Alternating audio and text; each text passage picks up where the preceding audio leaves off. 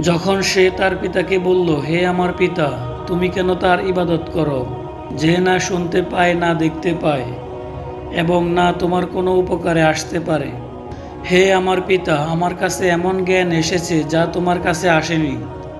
সুতরাং আমার অনুসরণ করো, তাহলে আমি তোমাকে সঠিক পথ দেখাবো।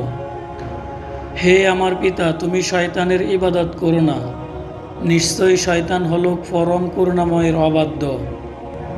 হে আমার পিতা, আমি আশঙ্কা করছি যে পরম করুণাময়ের পক্ষ থেকে তোমাকে আযাব স্পর্শ করবে, ফলে তুমি শয়তানের সঙ্গী হয়ে যাবে। সে বলল, হে ইব্রাহিম, তুমি কি আমার উপাস্যদের থেকে বিমুখ? যদি তুমি বিরত না হও, তবে অবশ্যই আমি তোমাকে পাথর মেরে হত্যা করব, আর তুমি চিরতরে আমাকে ছেড়ে যাও। ইব্রাহিম বলল, তোমার প্রতি সালাম। আমি আমার রবের কাছে তোমার জন্য ক্ষমা চাইব। নিশ্চয়ই তিনি আমার প্রতি বড়ই অনুগ্রহশীল। আর আমি তোমাদের ও আল্লাহ ছাড়া যাদের ইবাদত তোমরা করো তাদের পরিত্যাগ করছি, এবং আমি আমার রবের ইবাদত করছি। আশা করি আমার রবের ইবাদত করে আমি ব্যর্থ হব না।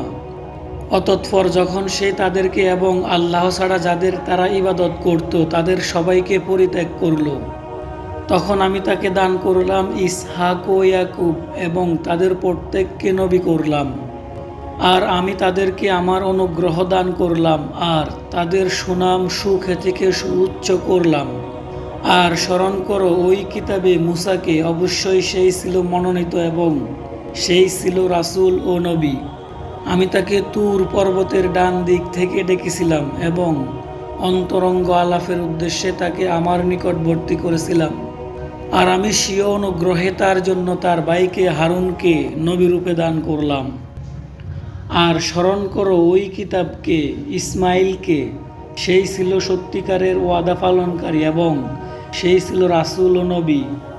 আর সেই তার পরিবার পরিজনকে সালাত ও যাকাতের নির্দেশ দিত এবং সেই ছিল তার রবের সন্তোষপ্রাপ্ত। আর স্মরণ করো ওই কিতাবে ইদ্রিসকে, সেই ছিল পরম সত্যনিষ্ঠ নবী। আর আমি তাকে উচ্চ মর্যাদায় সমুন্নত করেছিলাম।